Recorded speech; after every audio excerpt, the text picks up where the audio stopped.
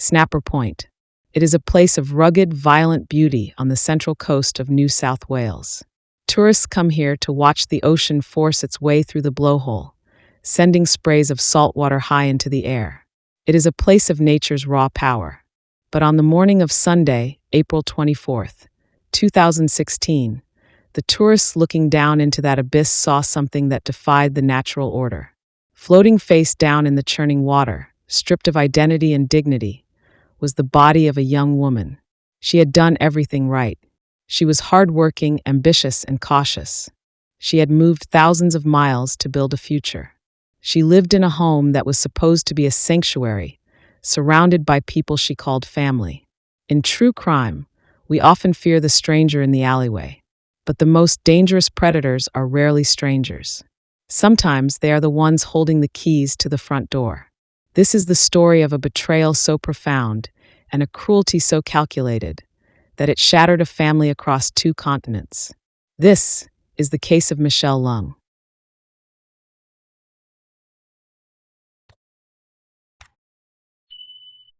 Chengdu, in the Sichuan province of southwestern China. This is where Mengmei Leng, known to her friends as Michelle, was born. Michelle was the definition of a modern, aspirational young woman. Born into the one-child generation, she carried the singular hopes and dreams of her parents. Following the death of her father, Michelle's relationship with her mother, Mei Zhang, became the central pillar of her life. They weren't just mother and daughter. They were partners in survival, relying on each other for emotional and financial stability. In 2011, at the age of 20, Michelle made the brave decision to leave everything she knew behind. She boarded a plane to Australia, chasing an education and a career that would allow her to support her mother back home. By 2016, the 25-year-old had achieved precisely what she set out to do. She had graduated from the University of Technology, Sydney, with a Bachelor of Business. But Michelle wasn't done. Instead of returning to China immediately, she enrolled in the Sydney Institute of Interpreting and Translation. She was positioning herself for a corporate career, bridging the gap between her 2 worlds. Friends described Michelle as gregarious, disciplined, and kind. She was known for her caution. She had routines. She checked in. She was not a risk-taker. She worked hard, she studied, and she saved money to send back to Meizhong in Chengdu. To save money and maintain a sense of family connection, Michelle lived in the suburb of Campsie, in Sydney's southwest. She lived with her aunt, her mother's sister. Also in the house was her cousin and her aunt's husband, a 27-year-old Australian man named Derek Barrett. On paper, this was the ideal arrangement. A young woman, far from home, protected by her extended family. It was a safety net, or at least, that is what Michelle and her mother believed. Thursday, April 21st, 2016. The timeline of horror begins on an afternoon that was remarkably mundane. At 3 p.m., CCTV cameras capture Michelle at the Myer department store on Pitt Street Mall in Sydney's CBD. Look at her body language. She is relaxed. She is shopping. She buys a takeaway juice. There is absolutely no indication of distress. She is a young woman enjoying a day off. Around 4 p.m., she heads to St. James Railway Station. She swipes her Opal card and boards a train bound for Campsie. She arrives at Campsie Station at approximately 4:30 p.m. This is the last time Michelle Leng is seen alive in public. She walks the short distance to the family home. Her aunt is away for the weekend. Her cousin is out. The only person home is her uncle Derek Barrett. We know from telecommunications data that Michelle entered the house. We know she connected to the Wi-Fi. We know she messaged friends until late that evening around midnight. And then silence. Friday passes. Saturday passes. Michelle does not show up for class. She doesn't call her mother. But strangely, no one in the Campsie house calls the police.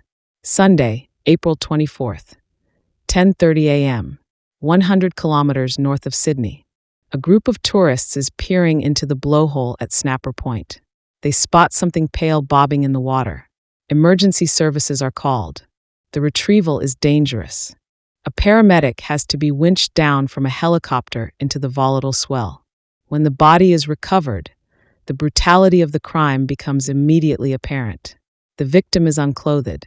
She has been stabbed over 40 times. Her throat has been slashed. There are defensive wounds on her hands, deep cuts that tell investigators she fought for her life. But the water has taken its toll. Facial recognition is difficult. For 3 days, the woman in the blowhole is a Jane Doe. Police release a computer-generated image, pleading for information. It is the internet, specifically the Chinese international student community on social media, that connects the dots before the family does. They see the sketch. They know Michelle is missing, and they start asking questions. NSW homicide detectives, led by Detective Chief Inspector Gary Jubelin, begin the grueling process of working backward. On April 25th, the day after the body is found, Derek Barrett and Michelle's aunt finally walk into a police station to report her missing. This is where the cracks begin to show. From the moment they sit down, detectives notice something off about Derek Barrett. He is 27, an IT worker, unemployed at the time. He presents as a concerned uncle, but he talks too much. He interrupts his wife constantly. He tries to steer the narrative. He spins a story that police hear all too often in cases of missing women: the promiscuity narrative. He tells police Michelle was chasing guys. He claims she was using dating apps to meet men from Wollongong, or perhaps a German boyfriend. He portrays her as reckless, secretive, and reckless with men. It was all a lie. Forensic analysis of Michelle's digital life showed no such behavior. She was studying. She was shopping. She was home. Barrett claims the last time he saw Michelle was Thursday night. He says they had a salad, watched a movie called Two Guns, and said goodnight. He claims he was home all weekend. But technology is a witness that cannot be intimidated. Police pull the data from Barrett's mobile phone. It tells a very different story. On the morning of Sunday, April 24th, hours before the tourists looked into that blowhole, Barrett's phone was not in Campsie. It was pinging off cell towers in Doyleson, just minutes away from Snapper Point. Then the visual confirmation. CCTV at the entrance to the Munmora State Conservation Area captures a vehicle matching Barrett's entering the park at approximately 7 a.m. He stops to buy snacks. He is calm. He is driving with the body of his niece in the trunk, on his way to dispose of her like garbage. Who is Derek Barrett? To the outside world, he was unremarkable. A former IT professional from Guangdong on the Central Coast. He had married a woman 21 years his senior. He seemed ordinary. But inside the home at Campsie, a dark pathology had been festering. Investigators would later learn that Barrett had already confessed a disturbing secret to his wife. He was obsessed to Michelle. But it went beyond attraction. He had been grooming the environment for abuse. He had drilled holes in the bathroom to film Michelle showering. He had filmed himself creeping into her room while she slept, committing indecent acts over her unconscious body. He was testing boundaries, moving from watching to touching, escalating toward the inevitable violence. On April 29th, detectives arrest Derek Barrett. He denies everything. He claims he has memory gaps. He blames synthetic cannabis. He blames ice. He says his mind is hazy. But the most damning evidence wasn't in his memory. It was in his pocket. When police unlocked Derek Barrett's phone, they found the stuff of nightmares. 19 photographs. Time-stamped April 22nd, Good Friday. They showed Michelle, bound with duct tape to her bed, gagged, unclothed, and terrified. These photos prove that Michelle didn't die immediately on Thursday night. She was kept as a prisoner in her own bedroom for days. The last photo was taken at 8 a.m. on April 22nd. Michelle was still alive. Police suspect she was murdered sometime between that morning and the disposal of her body on Sunday. The autopsy revealed the defensive wounds. Even bound, even terrified, Michelle fought him. Barrett initially pleaded not guilty. He held on to the charade for 18 months. But the weight of the evidence, the CCTV, the phone pings, the gruesome photo gallery, was crushing. In December 2017, he changed his plea to guilty. During the sentencing hearing, The facade of the hazy memory crumbled. The court heard that Barrett had taunted Michelle during the torture. At one point, he cut her bonds, giving her a moment of hope, only to restrain her again, sneering. Now, where were we? Justice Helen Wilson didn't hold back. She called the crime a depraved and sadistic act. She noted that Barrett's tears in the witness box seemed contrived. A performance from a man sorry he was caught, not sorry for what he did. He was sentenced to 46 years in prison. But the story didn't end there. In a twist that defies belief, 3 years later, in 2019, a member of the public in Strathfield found a USB stick. How it got there remains a mystery. But on that drive were videos. Videos that Barrett had taken during the assault. If the photos were damning, the videos were demonic. They captured the abuse in real time. They proved, beyond a shadow of a doubt, the lack of consent, the terror, and the sheer sadism of Derek Barrett. This evidence was so graphic, so disturbing, that it brought the case back to court in 2021. A man who admitted killing his own niece has been sentenced for a second time after a USB stick was unearthed years after he was jailed. On it were graphic videos of Derek Barrett sexually assaulting Michelle Leng before he murdered her. Michelle Leng came to Australia from China to start a new life and went on to live with her auntie and the man who would end it. There was a significant invasion of her body. It started with the detention of Miss Leng and ended with her vicious murder. The man responsible, her uncle Derek Barrett, who bound, raped and murdered her, considered one of the worst offenders to come before the courts. Michelle Leng was killed on April 22, 2016. 2 days later, her naked body found at Snapper Point on the Central Coast. 3 days on, photographs of her were released by police. Soon after, security video of her shopping in the city. The following day, her uncle Derek Barrett was charged with murder. In December 2017, he was sentenced to a maximum 46 years jail. But it wasn't until nearly 2 years later, a USB stick containing videos of Michelle being raped by Barrett was handed to police.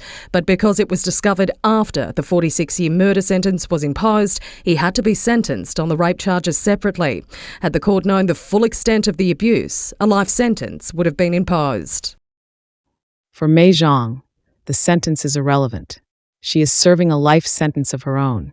She traveled to Australia to see the man who called himself family sentenced for destroying her world. In her victim impact statement, she said her life had been completely shattered.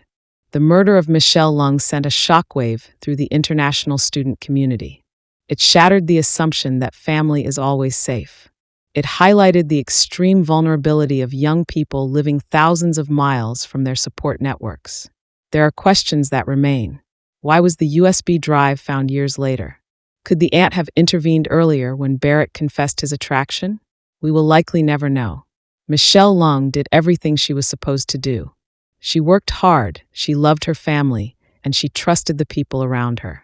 Her death is a brutal reminder that sometimes the most dangerous place in the world isn't a dark alley or a lonely road. It's behind the locked door of a quiet suburban home. Before we close this case, there is one specific aspect of Derek Barrett's psychology that we need to highlight because it serves as a critical warning.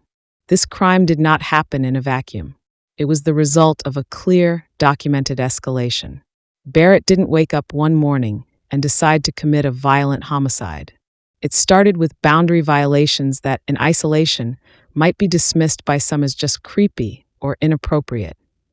Things like drilling holes to watch Michelle or recording her without her knowledge. Criminologists often point out that this kind of invasive surveillance is a gateway behavior.